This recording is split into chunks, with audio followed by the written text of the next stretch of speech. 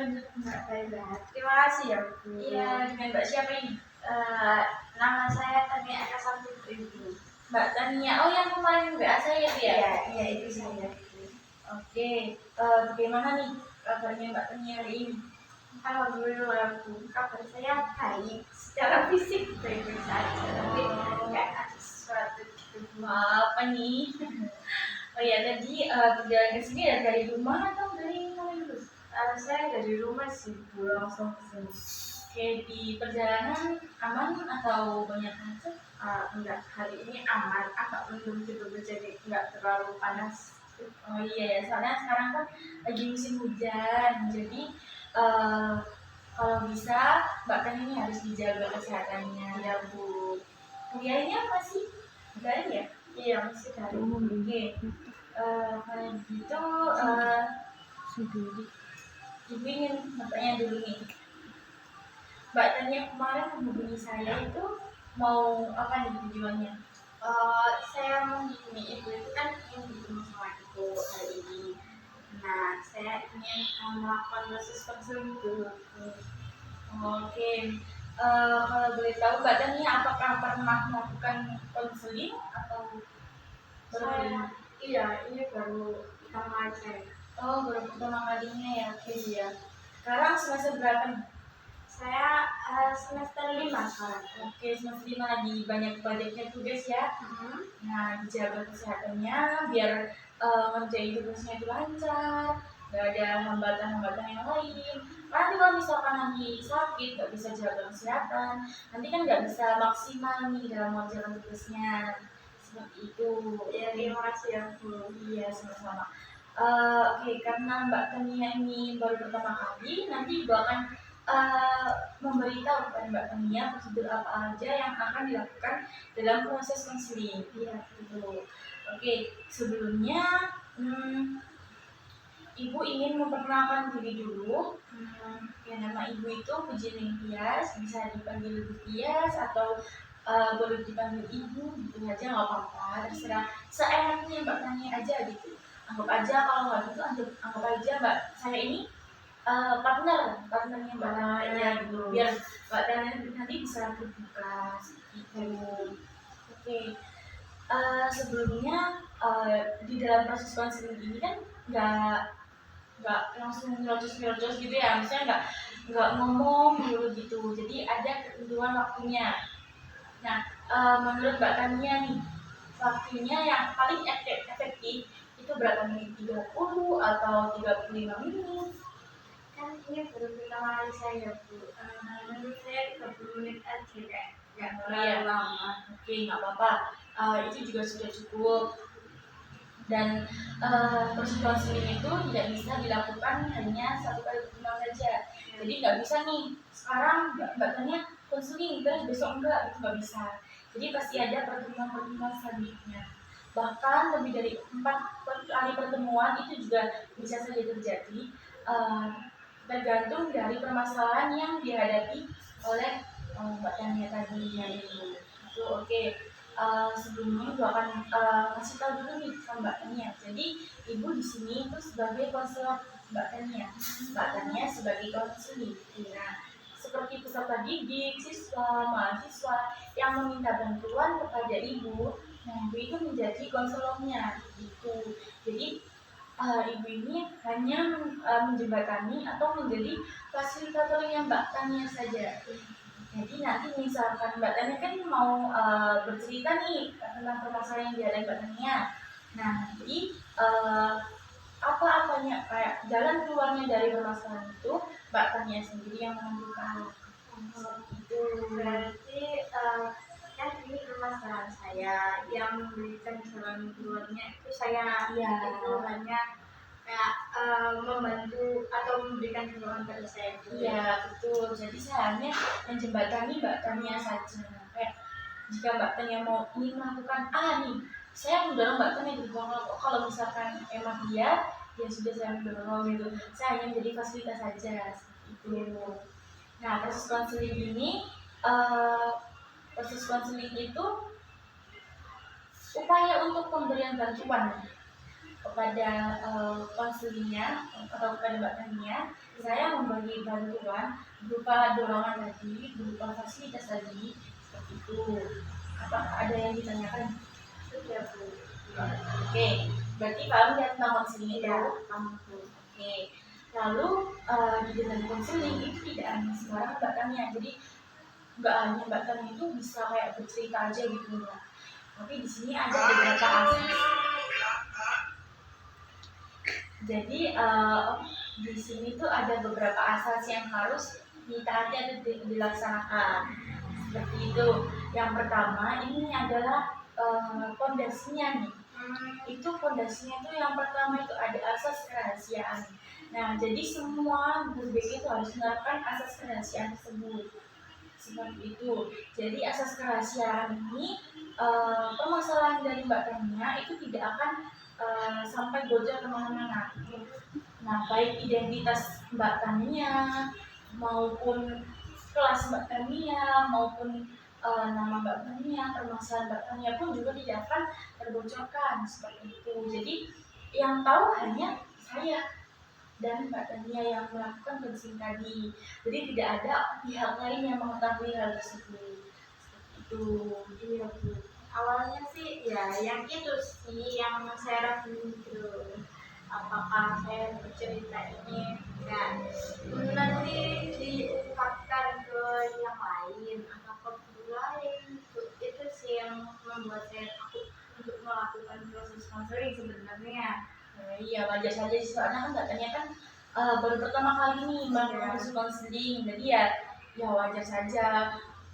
Bahkan orang yang udah pernah melakukan proses konseling pun juga wajar saja kalau misalkan mereka takut gitu. Ya, yang terus yang tadi yang pertama itu asas kerahasiaan ya. Lalu yang kedua nih, yang kedua ada asas keterbukaan. Jadi Mbak Tania ini harus terbuka dalam menyampaikan permasalahan yang dihadapi oleh Mbak Tania. Jadi Mbak Tania ini tidak boleh kayak menutup-nutupi seperti itu. Harus Mbak Tania ini apa ya? Yang dirasakan Mbak Tania ini harus diungkapkan. Seperti itu ya Bu. Apa adanya permasalahan Bu gitu ya. Ya betul. Jadi seapa dan mungkin ya Mbak Tania harus mengungkapkan gitu. Meskipun itu sepele, menurut Mbak Tania sepele, tapi itu kan pasti berguna kan buat proses konseling ini seperti itu. Lalu yang ketiga nih ada asas kesukarelaan. Nah, Ibu ingin bertanya dulu kepada Mbak Tania. Mbak Tania ini mengikuti proses konseling ini disuruh teman, disuruh guru-guru, disuruh orang tua, atau dasar keinginan dari Mbak Tania sendiri? Kalau saya kesini saya sendiri itu karena kemauan saya sendiri sih Bu. Karena saya merasa kalau permasalahan saya ini susah untuk saya selesaikan sendiri dulu. Jadi saya ingin meminta bantuan kepada yang lebih profesional. Oh iya, tapi biasanya kan kalau misalkan curhat ke temennya malah nanti ada yang dibocorkan atau ada yang tidak mengasih apa ya, istilahnya itu tidak ada jalan keluarnya gitu. Kan lebih baik ke yang lebih profesional. Ya, akan mendapatkan kayak jalan keluar gitu. Iya betul. Nah di sini tuh asas kesukaraan ini harus berdasarkan dari diri sendiri Mbak Tania. Jadi tidak boleh ada paksaan dari luar, dari orang tua, teman ataupun guru, itu jangan sampai ada. Soalnya kalau misalkan ada kayak keterpaksaan, itu nanti konselnya tidak akan berjalan dengan lancar. Seperti itu. Apakah bisa dipahami? Iya, sudah paham atas penjelasannya Ibu. Ya. Oke, nggak ada pertanyaan nih? Sudah enggak? Iya. Ada nggak? Enggak betul. Oke, baik. Kalau begitu, Ibu ingin mengetahui nih, permasalahan apa sih yang dialami Mbak Tania sampai Mbak Tania harus kayak, wah ini harus diselesaikan sama yang lebih profesional nih.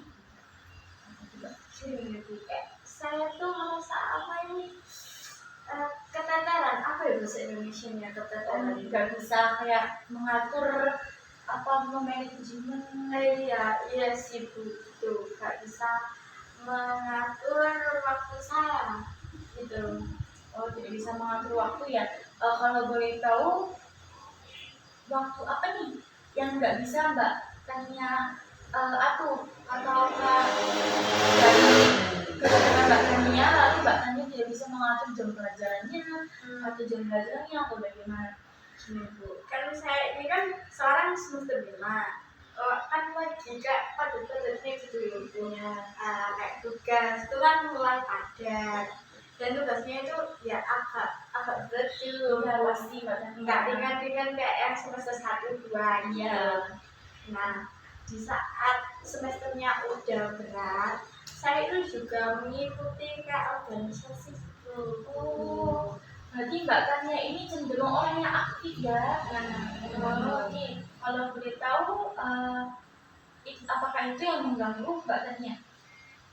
Iya, itu juga sih Bu.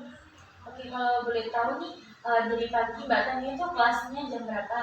Saya kelas kan kelas pagi, jadi kayak jam 7 itu sampai jam 1-an gitu Bu. Kadang kita tergantung dosennya juga, kalau misalnya diundurin ya bisa sampai jam 3. Tapi lebih sering itu selesai jam 1 Bu.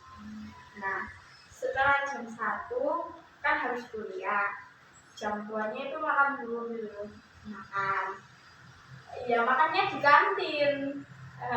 Atau di kos gitu loh Bu, nggak pulang ke rumah. Habis itu jam 3 mau jam 5-an, jam 3 sampai jam 5 saya itu mengikuti organisasi HIMA Bu. Oke. Berarti Mbak Tania ini mengikuti organisasi HIMA gitu Iya. ya. Oke, dan itu jamnya antara jam 3, jam 2 sampai jam 3 sampai jam 5 Bu. ya, cukup panjang ya. Lalu apa yang dilakukan Mbak Tania setelah pulang dari organisasi HIMA tersebut? Kan saya ikut organisasi sampai jam 5, balik ke kos dulu kayak mandi, sholat gitu ya. Mungkin setengah 7 nanti saya ikut UKM. Lalu sampai jam berapa itu? Nah, ini tuh tergantung juga Bu UKM, tapi lebih seringnya itu saya jam 9 atau setengah 10 itu notok udah di kos gitu loh Bu. Oke, berarti cukup padat ya. Lalu apa nih yang dilakukan Mbak Tania setelah mengikuti UKM tersebut? Nah, kan ini tadi awalnya kuliah kan pasti dapat tugas gitu. Nah, sedangkan waktu saya itu sorenya HIMA, terus malamnya saya juga ikut UKM.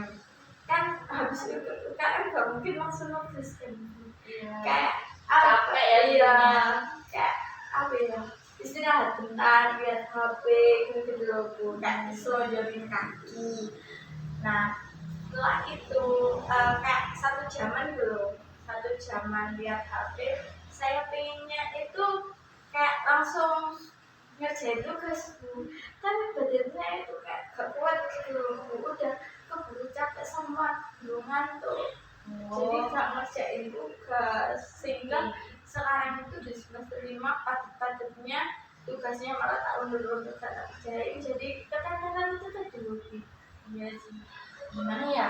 Kan soalnya UKM yang diikuti Mbak Tania ini malam. Iya, ada malamnya. Gimana ya?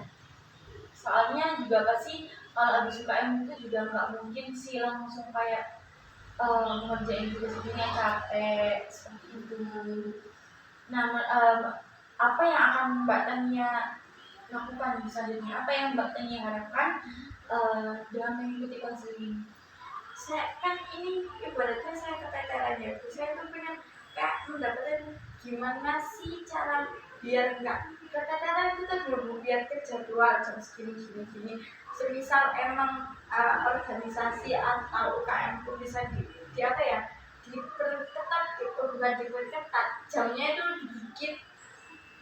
Tapi gini kan Mbak Tania kan udah mengikuti organisasi, udah mengikuti UKM. Nah itu kan atas dasar kemauan Mbak Tania sendiri nih. Jadi kayak kita tuh nggak bisa nentuin ini sampai yang dari jam setengah 7 sampai jam 9 itu kayak nggak bisa di apa ya, kalau seperti dipotong waktunya. Gimana ya? Tadi oke, gini aja deh. Mbak Tania tulis dari pagi sampai selesai sampai malam Jadwalku itu tadi ya? Iya, itu bisa Mbak Tania tulis.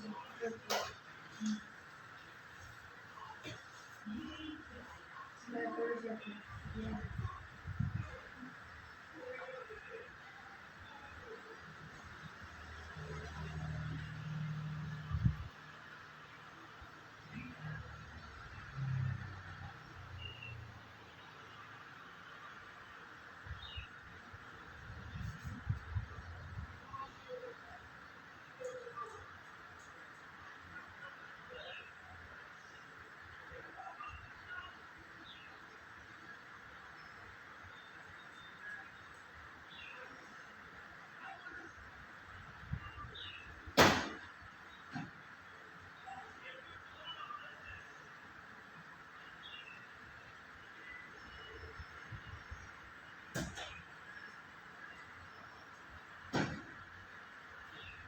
Oke, sudah ya. Oke, bisa dibacakan. Ya, ini dari pagi ya Bu. Pagi itu jam 7 sampai jam 1 itu saya kuliah. Terus jam 1 jam 2 itu saya makan dulu. Habis itu dilanjut lagi jam 3 sampai jam 5 saya di rumah. Jam 6 saya soma kayak jam 6 maghrib itu loh Bu, saya sholat makan gitu.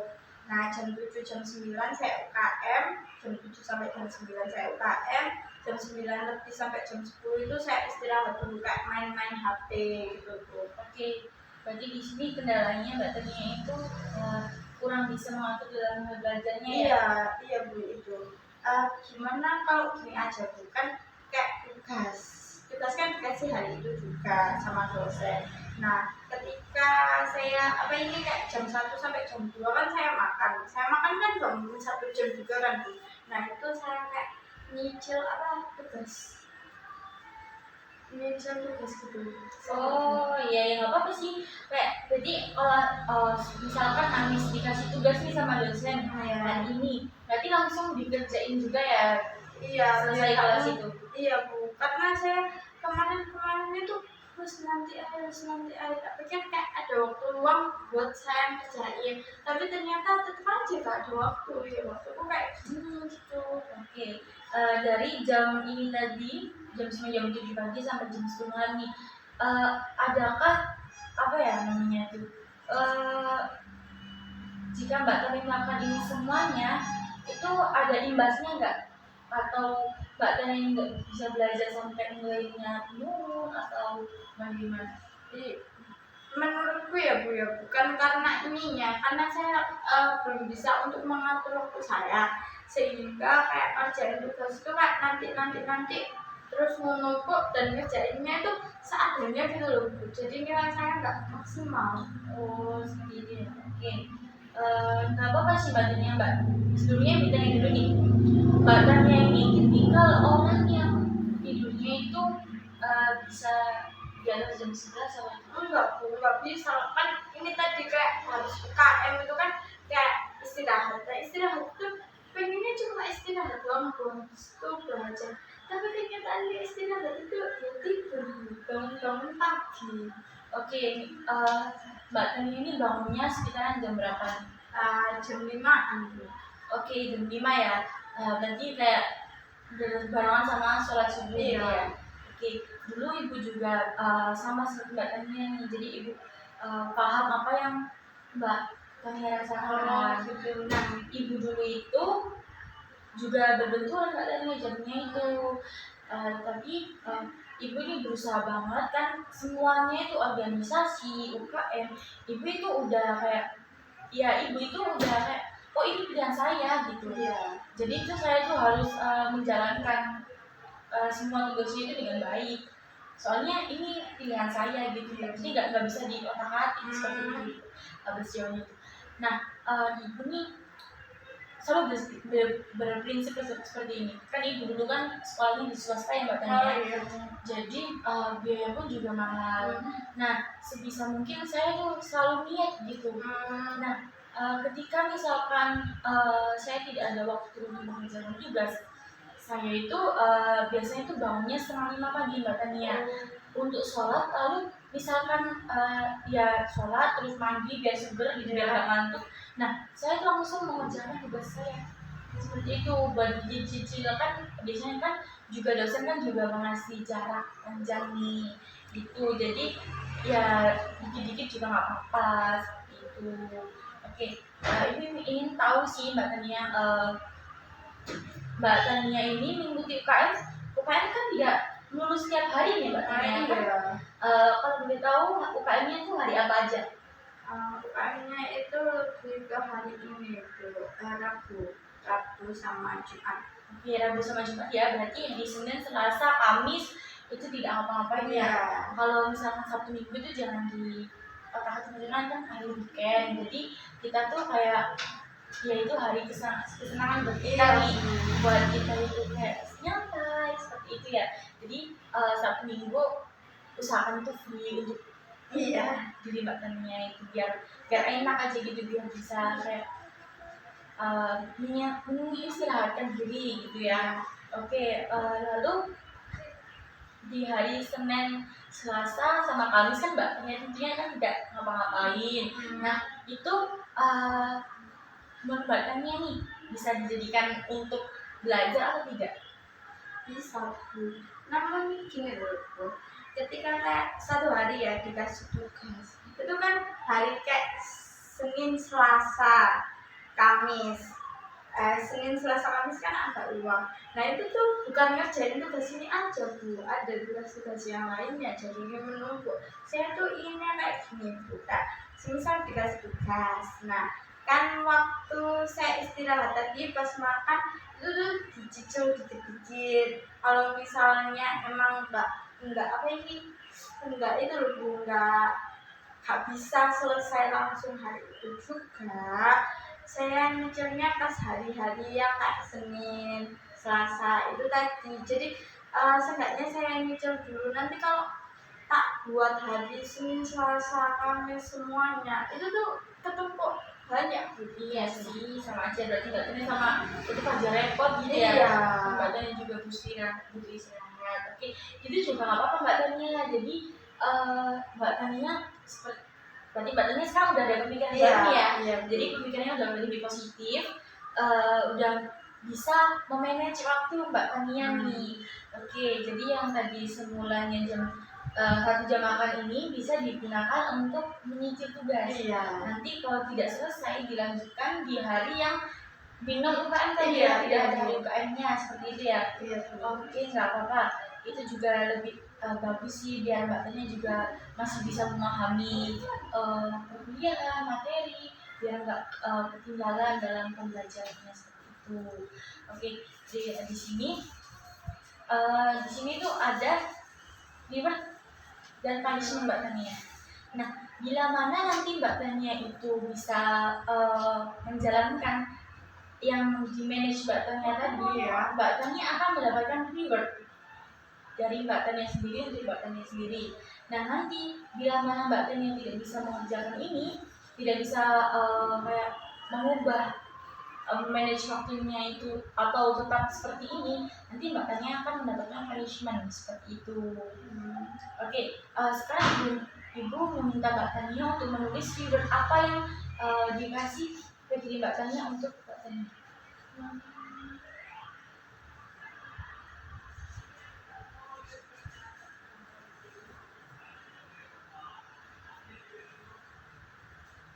Oke, lalu punishment apa nih yang akan Mbak Tania lakukan jika Mbak Tania ini tidak bisa mengubah perilaku Mbak Tania tadi, nggak bisa manage? Agak sulit untuk menghukum diri sendiri sih Bu. Kan itu kan bentuk untuk apa ya, untuk memotivasi diri sendiri. Maksudnya biar itu bisa gitu, biar berusaha ya. Iya, betul. Apa ya?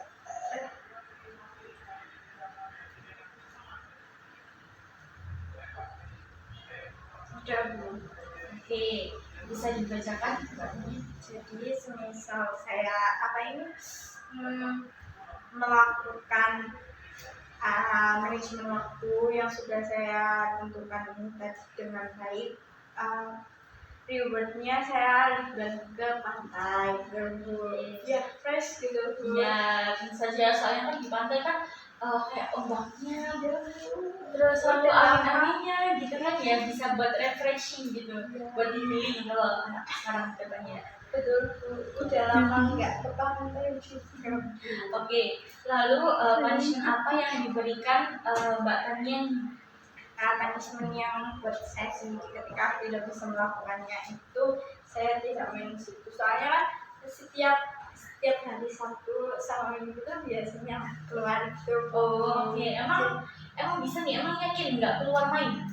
Ya, iya gak yakin Bu, makanya berusaha biar gak dapet punishment. Oh iya, bagus sekali. Oke, berarti Mbak Tania sudah bisa menentukan ya, sudah bisa menata ulang waktunya, sudah bisa manajemen waktu, sudah bisa mengatur nih reward dan punishment apa. Nah, Ibu mohon ini tuh benar-benar bukan hanya tulisan saja, jadi Mbak Tania harus melakukan semuanya ini agar untuk kedepannya itu Mbak Tania itu lebih baik seperti itu. Oke, silakan di sini Mbak Tania mendatangani ya dan namanya Mbak Tania sendiri. Nah ini tuh untuk sebuah kesepakatan. Nah saya juga akan bertanya di sini.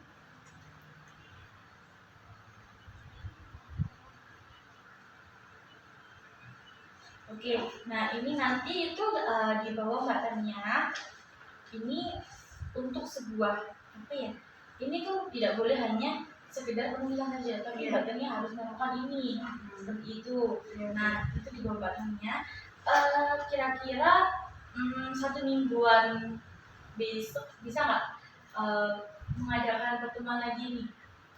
Bisa sih Bu. Oke, gunanya untuk mengevaluasi nih dalam jarak 1 minggu tadi Mbak Tania apakah saya nanti akan bertanya Mbak Tania ini apakah bisa sudah bisa memanage ulang atau sudah bisa menyepakati apa yang dilakukan bisa melakukan apa yang disepakati Mbak Tania tadi seperti itu, atau apakah Mbak Tania ini masih sama aja belum bisa seperti itu, kayak ibaratnya melihat apa progresnya ya betul. Jadi saya kan besok juga kan Mbak Tania ini berkembang atau tidak ya gitu, sudah berubah atau masih tetap nggak bisa mengatur waktunya ya gitu. Nanti bila mana masih tidak bisa, nanti saya akan mencoba membantu lagi seperti itu.